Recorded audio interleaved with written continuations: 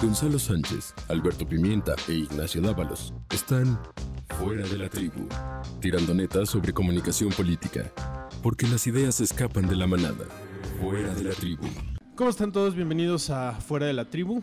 Esta vez estamos desde un lugar muy clásico de Guadalajara, pero muy clásico, muy clásico. Muy clásico. Una cantina de esas rompe y rasga, mi querido Nacho. Así es, estamos en el Salón del Bosque. Habíamos establecido una ruta un tanto más joven contemporáneo. Hoy llegamos al Salón del Bosque, que tiene su encanto, Por supuesto, volver a lo básico. Lo tradicional nunca pasa de moda, Pimienta. No, y esta es sugerencia de Gonzalo, por eso se nota el cambio radical. No, no es cierto. No, estamos contentos porque además hoy nos acompaña alguien muy especial. Pues ya lo están viendo en cámara y los que nos están escuchando, nos acompaña Rodrigo Cornejo. Rodrigo, muchísimas gracias por acompañarnos el día de hoy. Hola, muchas gracias a todos por la invitación y un saludo a quienes nos escuchan y nos ven. Ahora Rodrigo entiendo Cornejo. el tema de los manteles guindas. Claro. Todo estaba pensado. fríamente calculado.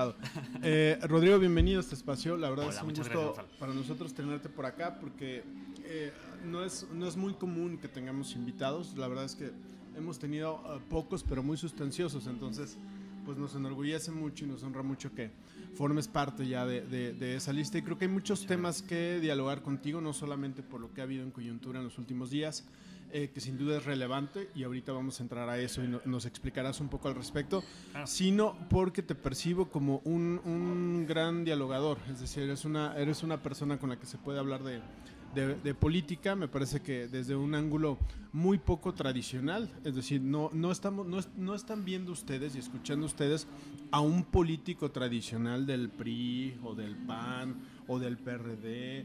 De Morena sí, eso ya nos lo va a explicar, pero no tradicional. Es un político que habla con mucha claridad, que se expresa con mucha asertividad, y yo creo que eso ya de entrada va de gane, porque lo que a veces le hace falta a los políticos es precisamente eso, dejarse de andar entre las ramas.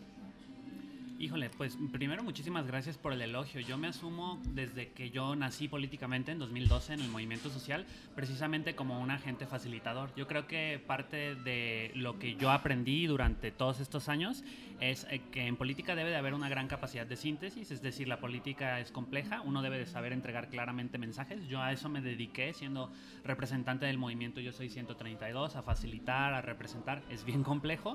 Y la otra es que yo estoy convencido de que pues la política no es el arte tal vez del acuerdo, que esa es la definición ya más clásica, pero a mí sí me parece que uno como agente político o como persona que hace política debe de acudir con la mayor cantidad de personas posibles para tener un diagnóstico de la realidad y después unir pensamiento, palabra y acción, que eso es lo más difícil. Yo eso he estado tratando de hacer y como tú dices, yo creo que la claridad en el lenguaje, abandonar políticamente un poco como este uso de la metáfora y de lo que sea, Claro.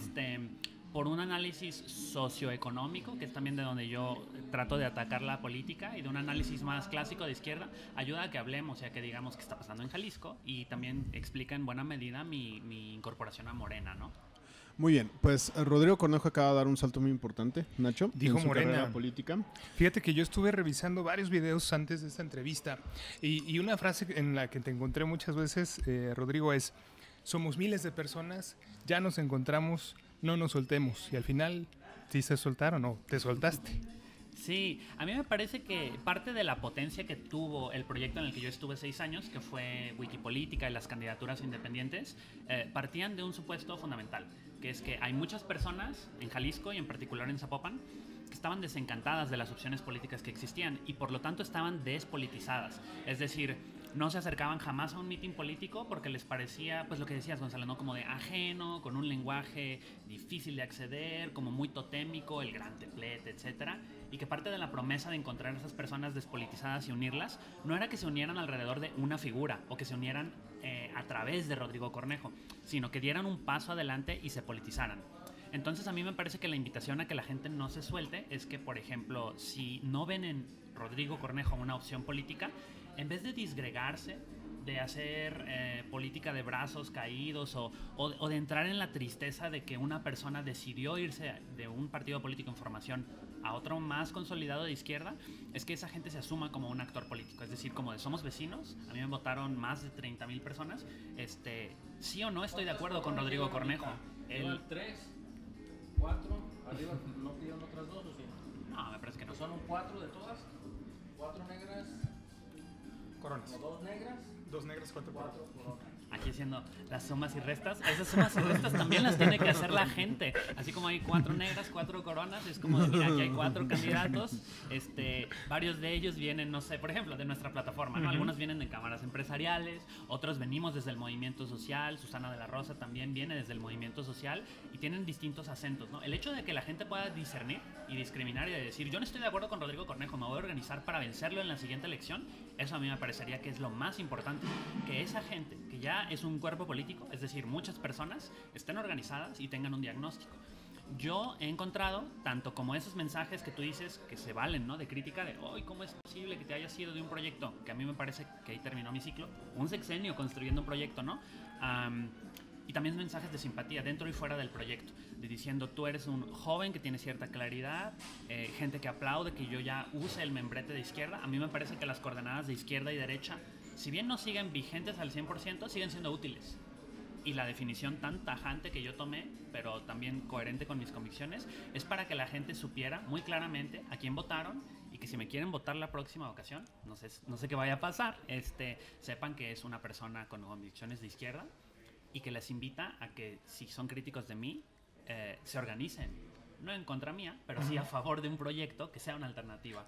¿Cuál sería el mensaje, preguntaría yo, Rodrigo, para todos aquellos que vieron en este proyecto que era Wikipolítica y que luego ahora está en vías de convertirse a Futuro?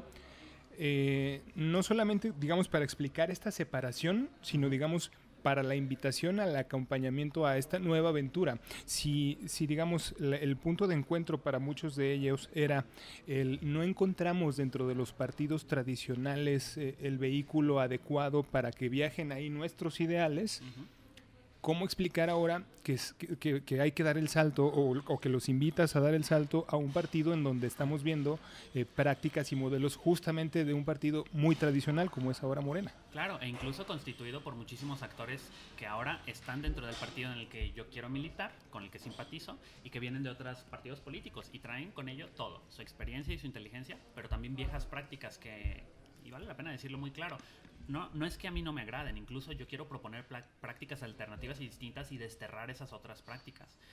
Yo pienso que así como existe la promesa de un partido político local nuevo, también se debe de poder tomar por asalto, en el buen sentido de la palabra, una porción grande de un partido para poder empezar mediante la práctica política a decir, ¿por qué no la transparencia? La transparencia no es un fin, es un método, pero ¿por qué no hacemos de ese método algo que cambie a los partidos políticos?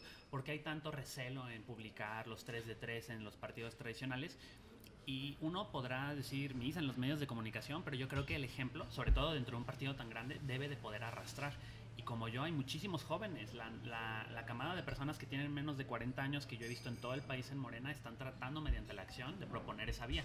Y yo creo que en la medida que un partido es tan grande, existen como la posibilidad de poder decir que si uno quiere hacer política honesta, transparente y con las personas, se puede hacer casi en cualquier parte.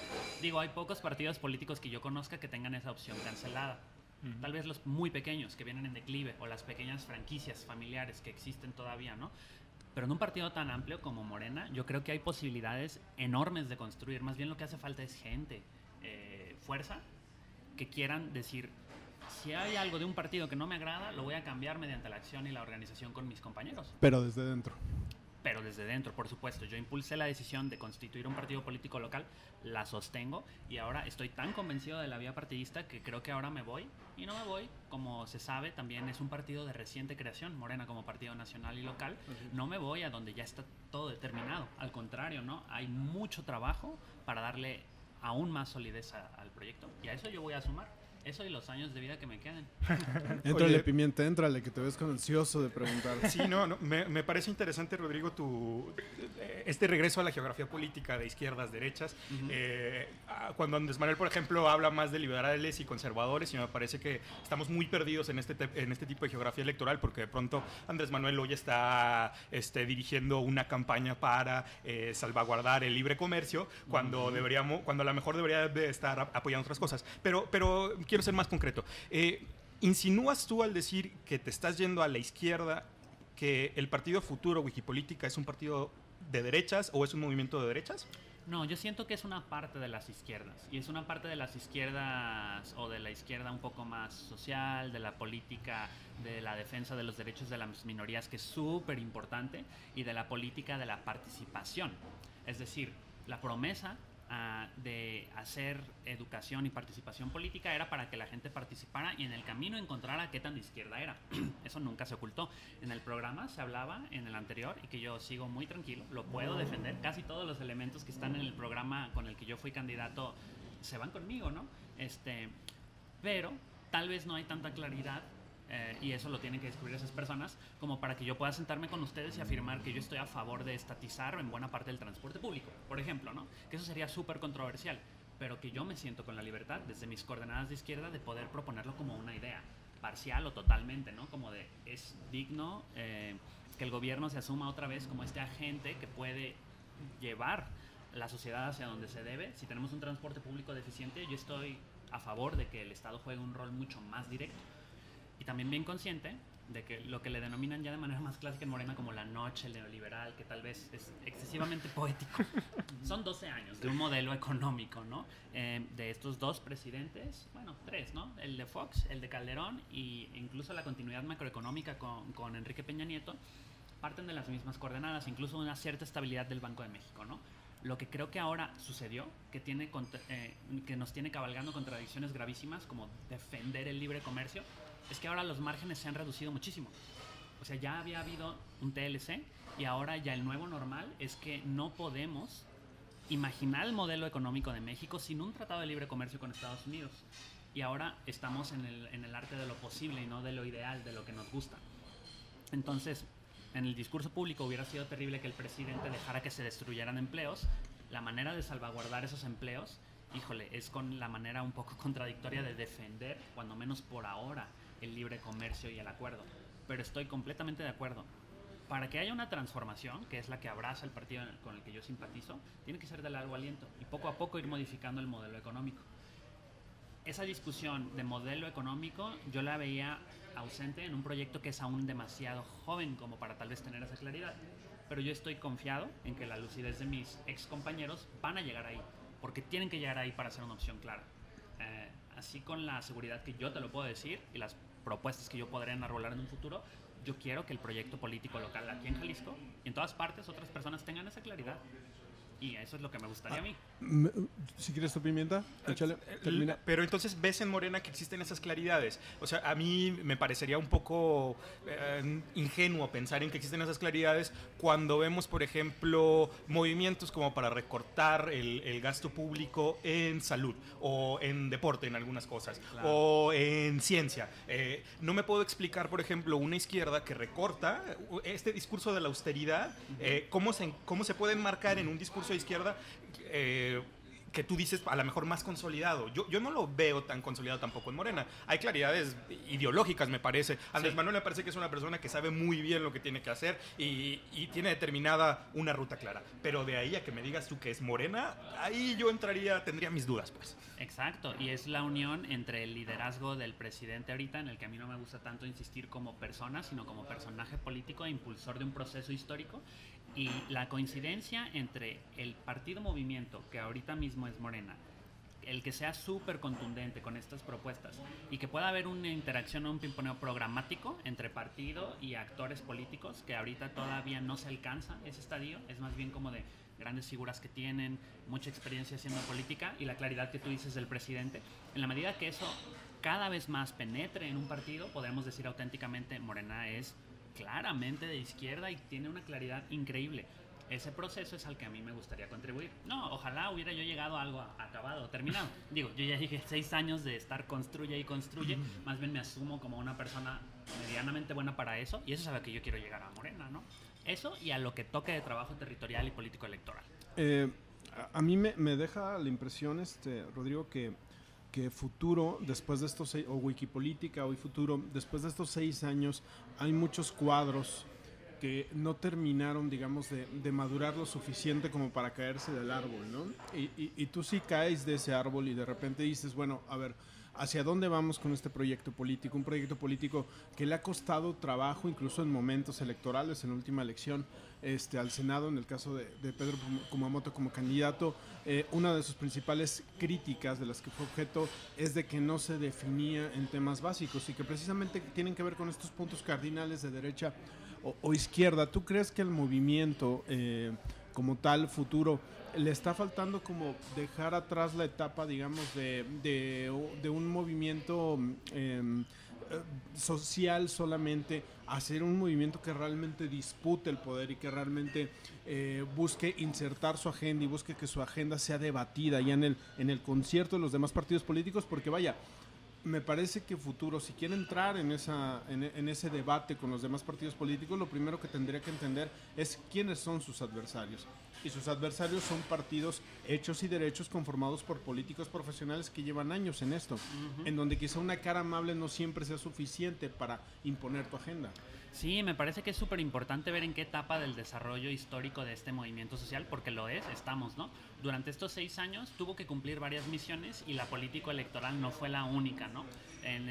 Yo puedo solamente hablar del periodo en el que yo estuve, que es muy reciente, pero en el que estuve, pues sí, en los 6 años de desarrollo y reflexión, y creo que no ha habido las condiciones de posibilidad material, como dicen en la vieja izquierda, ¿no? Como de esas condiciones para poder propiciar esa reflexión, no las ha habido porque estaba inserto dentro de las organizaciones no gubernamentales y fiscalizando al gobierno, simultáneamente preparándose para competir en las elecciones, y aparte ahora una tercera misión, increíblemente difícil, pero que yo creo que se puede lograr, que es hacer un partido político nuevo. Yo siento que ahora lo que debe de hacer es lo que debería hacer cualquier persona que trate de insertarse en el juego de disputar el poder electoralmente, que es que las condiciones de existencia de un partido es el partido mismo. Hay que enfocarse en eso y después de eso puede venir un proceso de reflexión amplia que descubra qué prioridades. Ahorita la legitimidad que un movimiento social como ese te puede dotar debe de ser aprovechada, porque los votantes que me votaron y que votaron a los otros candidatos están huérfanos de una opción política. Esa responsabilidad es bien importante. Y yo espero también que las personas que simpaticen conmigo sepan que yo voy a y quiero poder seguir representando esa voluntad popular de las urnas, de la gente que me votó a mí en el Distrito 10 Federal o en donde me encuentre. E invitaría a mis compañeros a que hagan lo mismo, ¿no? Esos procesos y esa claridad de las personas que yo mencionaba tardan años o décadas en la lucha y se fraguan y hay que leer, pero hay que accionar. Entonces yo siento que sí hay las condiciones suficientes, pero el hecho de que se pueda no significa que va a pasar. Entonces sí, yo tengo mucho cariño y respeto por ese proyecto. Yo pienso que puede florecer. Sin embargo, yo estoy ahora en donde me parece que soy más útil, porque mi diagnóstico, como bien lo mencionaba en los anuncios públicos que hice, ya no estaba tan sincronizado. Pero en un futuro, a mí me parecería, válgame la expresión, poder tener ciertas claridades de agenda para que si hay coincidencias, se luche por eso. Y que si hay contraste, se vaya al contraste. Y en la nueva cancha a la que ahora llegas, o el nuevo equipo, digamos, la nueva playera que te pones, Rodrigo, lo que hemos visto es que se ganaron espacios dentro de una inercia nacional que se dio con la figura de Andrés Manuel López Obrador. Y como nunca tenemos entonces a Morena con un espacio de oposición en el legislativo, con un espacio de oposición importante dentro de los ayuntamientos, pero no tanto con una agenda clara. Y eso me parece que es de los puntos en donde el ingreso de perfiles como los tuyos les pueden ayudar. ¿Cuáles son los 3 puntos, digamos, de la agenda local en Jalisco que crees que debería estar empujando un partido que ya tiene fuerza, pero que parece no tener una agenda clara? ¿Cuáles son los 3 puntos que tendría que estar pujando Morena en este momento y por los cuales tú estarías, digamos, impulsando? Sí, yo nombré varios. Unas son prioridades propias y otras son sociales, que creo que ahí es donde tiene que estar el vínculo más fuerte. La propia es el combate a la pobreza. Yo sé que parece como que no está en la agenda local, pero el crear condiciones, no para que haya crecimiento económico, porque eso en Jalisco ya hay de cierta forma, sino para que la gente salga de la pobreza, eso es fundamental, ¿no? Y eso es una prioridad propia que me hace encajar bien por el bien de todos, primero los pobres, ¿no? Después la situación de seguridad. Yo, desde los diagnósticos que he hecho, desde los hechos terribles que ha habido en Minatitlán, en Veracruz, y lo que sigue aconteciendo en Jalisco y en el corredor sur de Jalisco, es muy preocupante que más que allá que el tema se politice, pensemos que es una cuestión meramente política, la de la seguridad, cuando tiene que ver con cuestiones técnico-operativas, cuando tiene que ver con cuestiones de labor policial, de inteligencia, cosas que no son tan glamurosas en la comunicación política. cosas que medio salieron y surgieron en la discusión de la Guardia Nacional, que fue muy controversial, en las que yo incluso tenía discrepancias, ¿no? Yo quería un mando civil, técnicamente lo obtuvimos, técnicamente, tal vez no es el mando más civil, y yo no quiero que haya una lógica. No le toques ese zona pimienta, Rodrigo, porque vamos a entrar Mira cómo aquí se está en retorciendo en este momento. Sí, yo soy muy matizado también, muy medido, de cierta tradición de pensamiento vengo, pero esas cosas deben de ser discutidas en la arena política.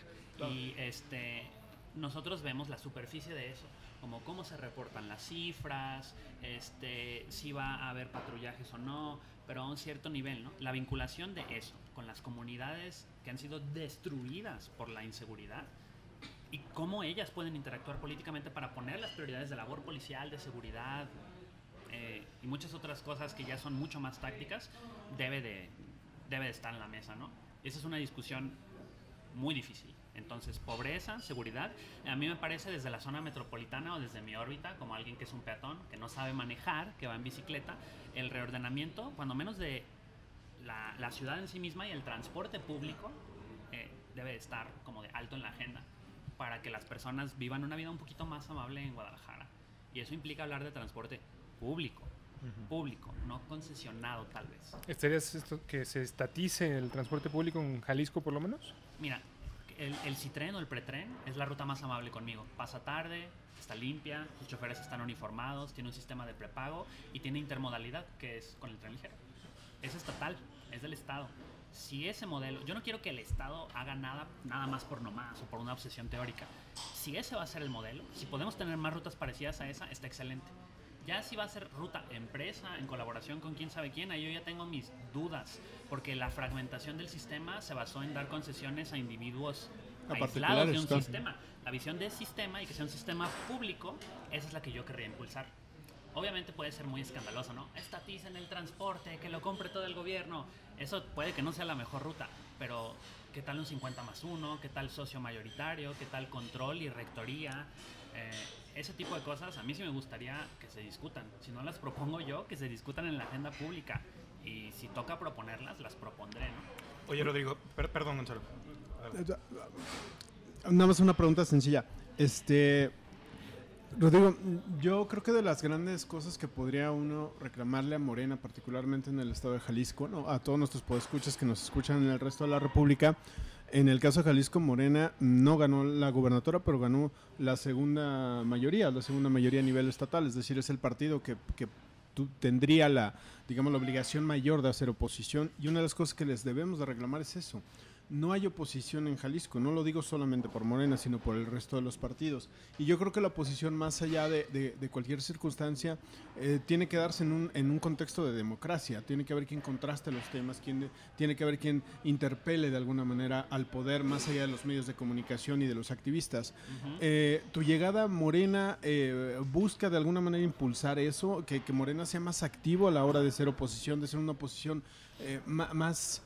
¿Cómo llamarle? Más inteligente, más con los datos, más estratégica, exacto. No nada más en esta tensión que se da entre el gobernador actual y el superdelegado Lomelí, que vaya, a ellos podrá decirles mucho, pero a los ciudadanos les dice poco.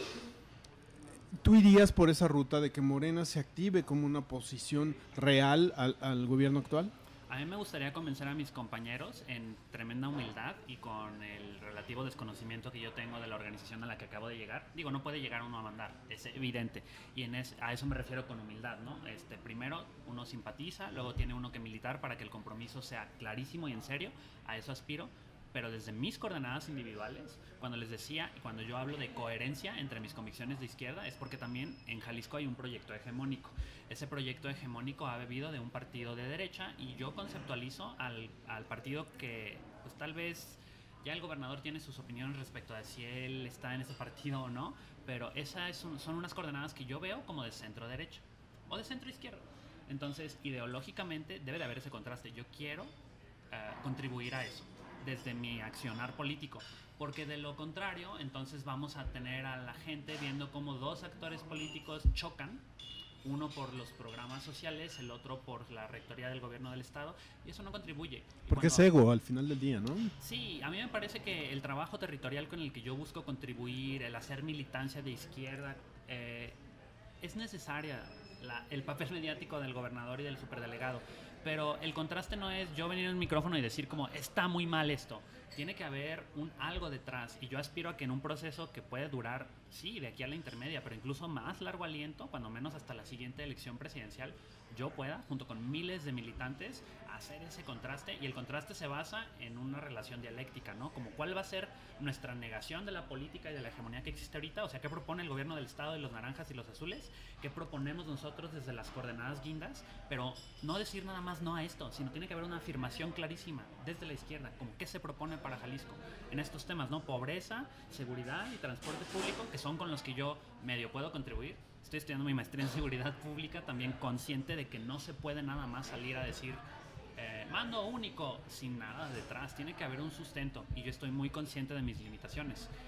Pero yo también sé que hay militantes y simpatizantes dentro de Morena Jalisco que son más inteligentes y duchos que yo, pueden ayudar a los procesos de negociación, de legislación y de oposición cuando toque a lo que tú dices. A eso voy. Y a morir en la raya, pues eso exige de nosotros y de mí un trabajo súper serio, que no siempre es mediático, y de sentarse a hablar con todos los actores relevantes, sobre todo del interior del estado por la situación de seguridad, pero también de la zona metropolitana. Y no, también existe como la visión, ¿no? De que la confrontación es choque o el contraste es pelea, ¿no? En absoluto.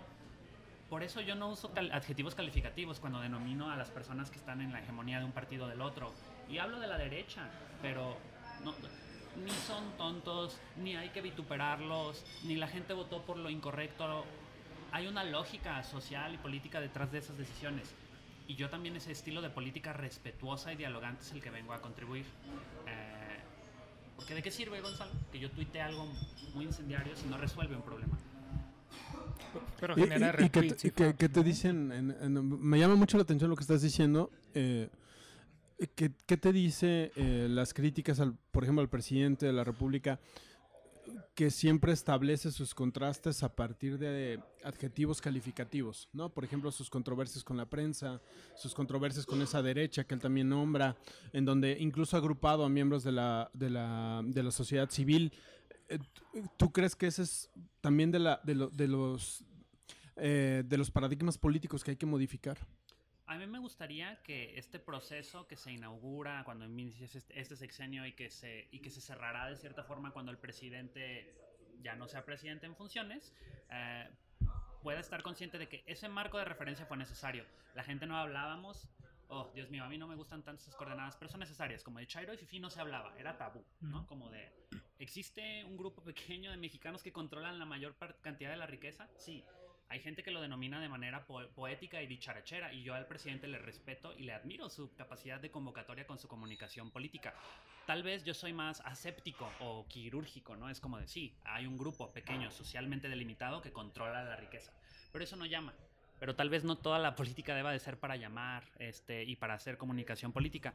Entonces, lo que yo sí sé es que como partido y como gobernante existe una responsabilidad de ver qué efectos causa, ¿no? Como de... Si se dice eso y luego se entra en una lógica de lavadora en donde un adjetivo calificativo llama al otro, eso puede alcanzar para como de adquirir ciertas posiciones de poder o ciertos espacios. Pero a la hora de la hora, esa dinámica ve lo que causa, ¿no? El estudio del ITESO hablaba como de la polarización del discurso. La polarización es buena, es necesaria ideológicamente, pero ¿qué polarización, no? La del adjetivo no me parece chida. Pero hay que reconocerle al presidente que llamó a muchísimas personas con esos símbolos culturales. Y eso es algo que habíamos abandonado en la comunicación política.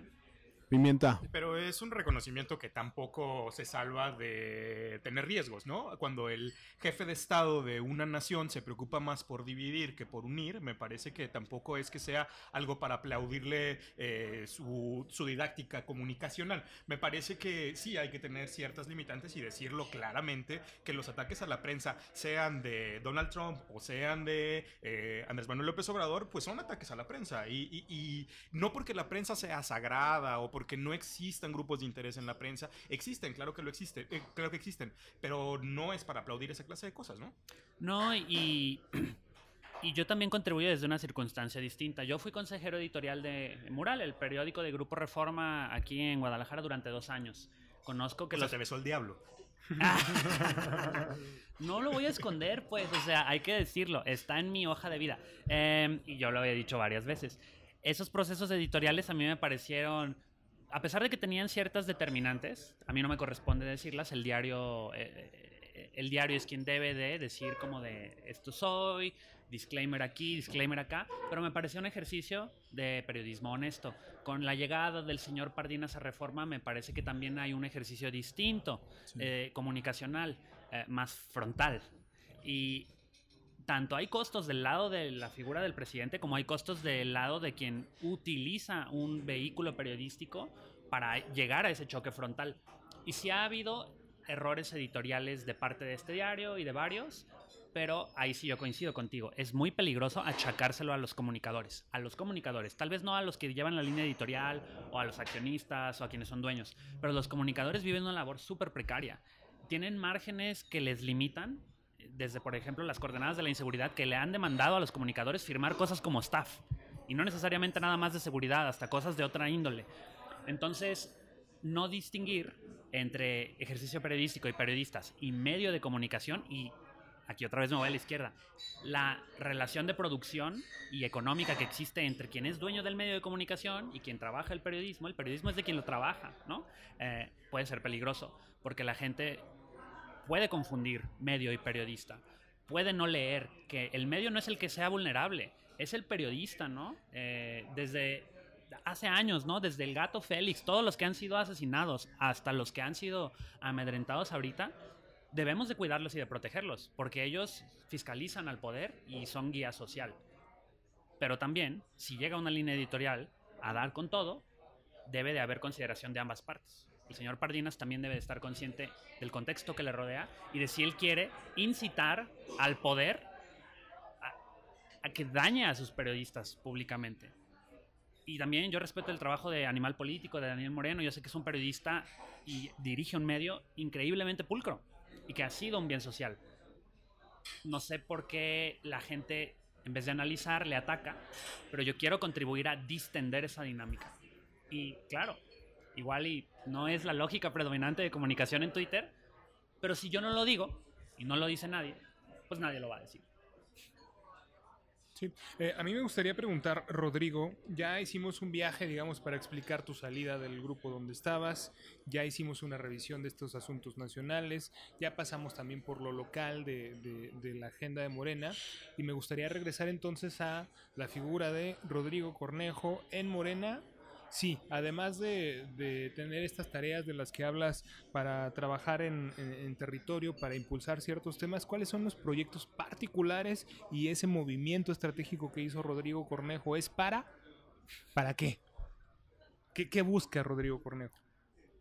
Hay varias cosas, voy a ser bien breve. La primera es la promesa del mandato democrático que yo recibí en las urnas, que no tiene representación.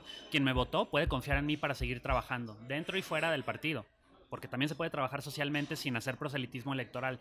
Voy a iniciar cerca en mi comunidad un círculo de lectura, con una mini biblioteca de Educal.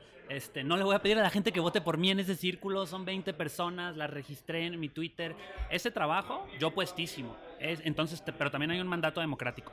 El segundo es que si yo como figura pública dije que me interesaba contribuir a la vida pública, no puedo abandonar ese mandato, tengo que darle cierta continuidad hasta donde yo vea. Cuando yo actúe mal, cuando yo cometa un delito que me inhabilite, cuando yo ya no sea votado y todo, me retiraré de la vida pública, pero yo sí siento que tengo una responsabilidad pública. Y la segunda es poner en el centro de la discusión política el modelo económico y el de producción. Por eso dije que era de izquierda y soy de izquierda, ¿no? Esas discusiones ya se están teniendo, yo quiero contribuir, y para que la palabra el número es lo de menos, va a seguir habiendo números, pero la palabra transformación debe de tener un peso filosófico especial, ¿no? Y los compañeros morenistas lo conocen tal vez como en el sentido dusseliano de la palabra, ¿no? Hay un sustrato filosófico a mí que me interesa mucho. Estudié negocios internacionales, no sé qué locuras estoy haciendo aquí, pero a mí me gusta ese pensamiento de izquierda y filosófico, y ese es el que yo quiero impulsar. Y hasta donde toque, y si toca retirarse a escribir, tocará. Pero ahorita creo que me toca lo público. Y para la consecución de mis objetivos, ahora me toca militar en los tiempos que determinen, porque todavía están cerradas las afiliaciones en Morena, Jalisco. Hablemos de las contradicciones, Rodrigo.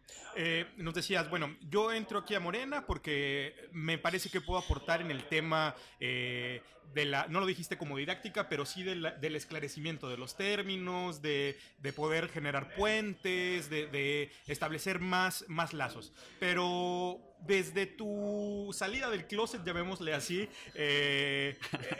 en redes sociales se generó toda una serie de tensiones, descubriste tus amigos y enemigos que estaban también ellos metidos en el closet y de pronto salieron y te acuchillaron los que dijeron, no, por Dios, ¿cómo puede hacer esto? Bueno, tú tomaste una decisión, a mí me parece una sobrereacción, esto de las traiciones y de desvivirse, pero bueno, ya conociste a tus amigos y enemigos. Entre ellos hay una académica muy respetada del ITESO, Rosana Reguillo, que subió un tuit a mí me parece muy gracioso, que una académica del ITESO decida decir públicamente que deja de seguir a un personaje público porque decidió irse a un partido. A mí me parece que ahí ya está perdiendo esta cosa que deberían de tener los académicos, que es como mantenerse un poco ajenos al debate político. Pero tú haces lo mismo. ¿Qué pasa con este tema de tender puentes y de pronto decir, ¿sabes qué? Corto con aquellos que dicen, híjole, ya no voy a seguir a Rodrigo porque pues se fue. En lugar de decir, respeto tu decisión, pero ¿sabes qué? Yo quiero seguir teniendo puentes y con el ITESO sigue la comunicación y vamos a ver qué pasó con eso, con los bots del ITESO, etcétera. Hay varios académicos del ITESO. Con quienes yo llevo una relación no nada más de respeto, que esa es la clásica, yo te respeto, sino de diálogo constante y con quienes consulto, me dan insumos, me respetan. Varios de ellos me dijeron que a pesar de lo complejo de mi decisión lo veían como acertado. Y yo no descarto que con la doctora Rosana Reguillo, que se dedica a analizar qué han hecho los jóvenes políticamente, nos podamos sentar en una mesa pronto o prontísimo. Yo también debía, y debo de decir, y para contribuir a la claridad del debate, muchas veces se pensó que por la amabilidad y la generosidad con la que me trató el ITESO, yo era estudiante del ITESO. No es un desmarque, el ITESO está chido, mi mamá egresó del ITESO, digo, no se tituló, pero egresó de ahí. Yo estudié en una escuela pública, yo soy egresado de la Universidad de Guadalajara por negocios internacionales por el CUSEA. También había que contribuir con esa información, ¿no? Yo creo que la educación pública es súper importante y necesaria y no quería que se me confundiese como que soy parte de el grupo que Rosana abrazó. Era mejor hacerlo en los términos más claros y yo nunca lo hubiese hecho si ella no hubiera hecho lo mismo. Pero eso no significa cerrar el diálogo. Simplemente dejé de seguir su timeline. También hay que como detener esa proporción. Yo no sé para ella qué implica dejar de seguirme. Yo sí sé que el trabajo que ella realiza de análisis de redes, el cual conozco y entiendo mucho más de lo que salió en Sin embargo, yo lo entiendo. Conozco personalmente gente que trabaja en Signalab, está chido. No es una crítica a su trabajo, pero sí valía la pena decir, ella envía un mensaje político, yo también voy a enviar un mensaje político, pero en su justa medida. Es un tweet. La dejé de seguir en Twitter. Si la doctora quiere sentarse conmigo, o si yo necesito sentarme con ella para dialogar de redes, de su trabajo de Signalab o de la academia y los jóvenes y de los buenos libros que he escrito, estoy a un tweet de distancia. Aunque no me siga, le puedes mandar un tweet. Igual y el DM ya no se puede, pero no importa. No fue una dinámica en la que yo descalifiqué su trabajo. Ella descalificó mi decisión política y yo decidí decir, yo hago recíproco el hecho de que a ti ya no te interese mi actividad política. A mí ya tal vez no me interesa ese tipo de comunicación política de su parte, pero el trabajo político, como decíamos, Gonzalo, ¿no? Como de, no es lo visible. El día que platiquemos, igual ni hay que subir un tweet para que platiquemos, ¿no? Pero soy un estudiante egresado de la UDG, valía la pena darle la claridad de información a la gente.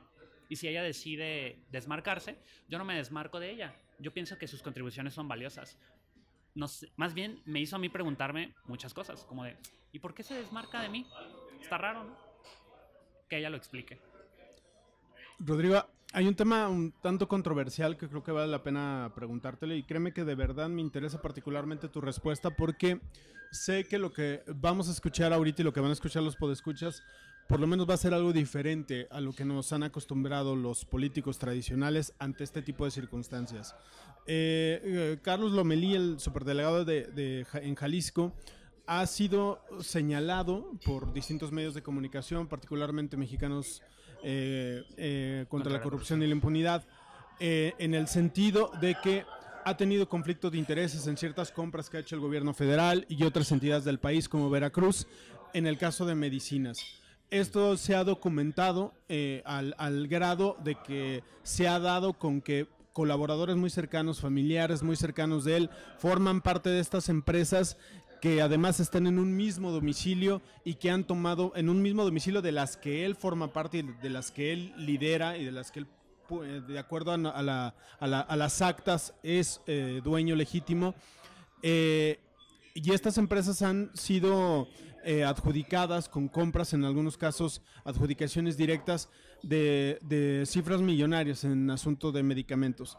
Esto a simple vista sería un conflicto de interés. ¿Por qué? Porque tú, siendo funcionario público, no podrías hacer este tipo de ejercicios. Cierto es que no se ha llegado a decir, es que esta empresa efectivamente es del señor Lomelí porque él está dado de alta. Pero vaya, aquí aplica esta premisa de que cuando grazna como pato, cuando camina como pato, y como vaya, ganso, Gonzalo. Como ganso,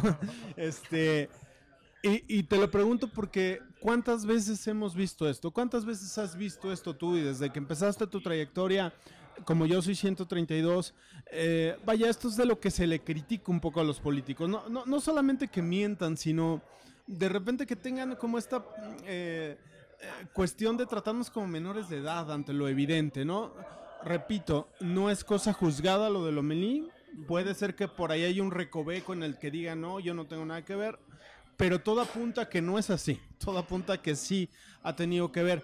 ¿Qué opinión te merece al respecto? Porque seguramente casos como este seguirán sucediendo. Es decir, por más purista que declare López Obrador a Morena, pues al final son seres humanos y muchos de extracción de partidos que ya conocemos. Vaya, creo que este tipo de temas serán recurrentes y vale la pena tener una postura diferente al respecto. Me interesa particularmente la tuya. Claro, y nos podemos ir de lo general a lo particular, que es lo que mencionas, ¿no? A mí me parece que este tipo de configuraciones clásicas de conflicto de interés, en donde yo decido y a la vez me beneficio, es parte de un sistema muy profundo de incentivos económicos, políticos y sociales. Es decir, no te voy a decir que es imposible evitar un conflicto de interés, Gonzalo, pero es muy fácil ceder ante uno, por cómo funciona el sistema político y porque yo te doy, tú me das. Eso debe de cambiar.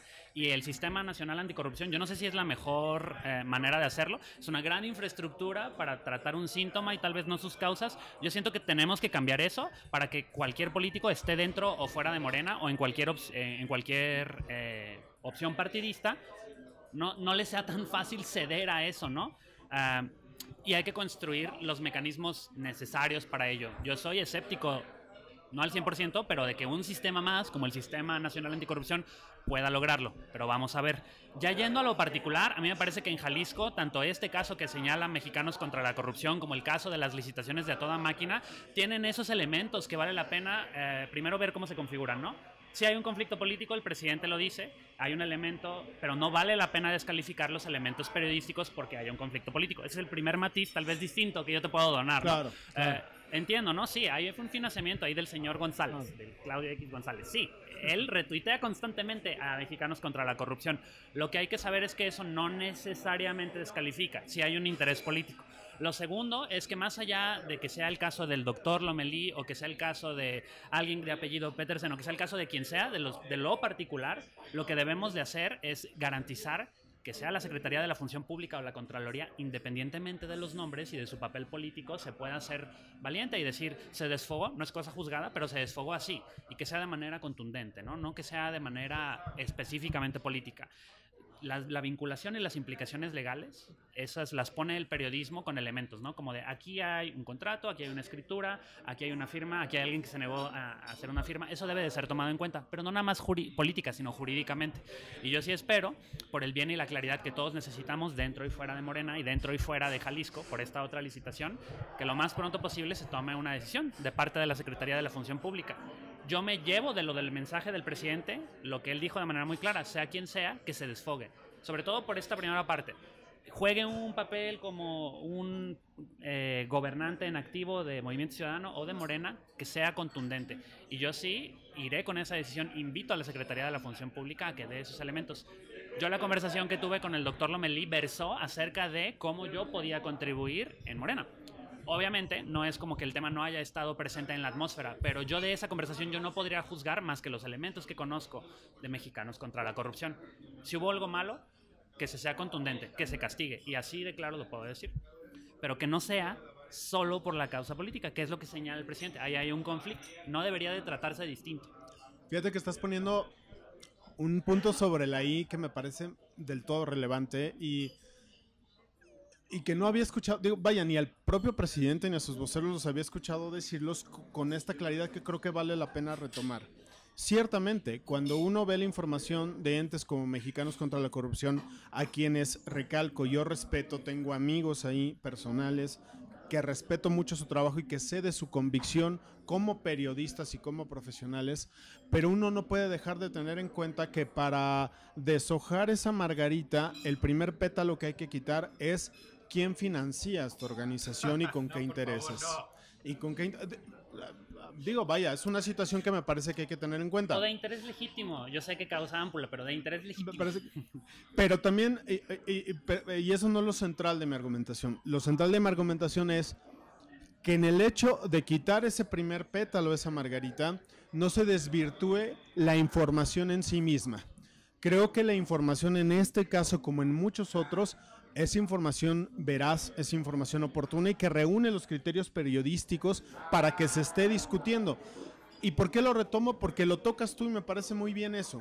Porque entonces ya no incurrimos en la descalificación ad hominem en este caso de un organismo de la sociedad civil que lo que busca es investigar y hacerle contrapeso a los políticos. Creo que esa parte es la que está ausente en el proyecto general de Andrés Manuel López Obrador y de esta cuarta transformación. El hecho de delimitar y de saber desmenuzar y poner cada cosa en su lugar, porque cada cosa tiene un sitio y me parece que son análisis que vale la pena hacer.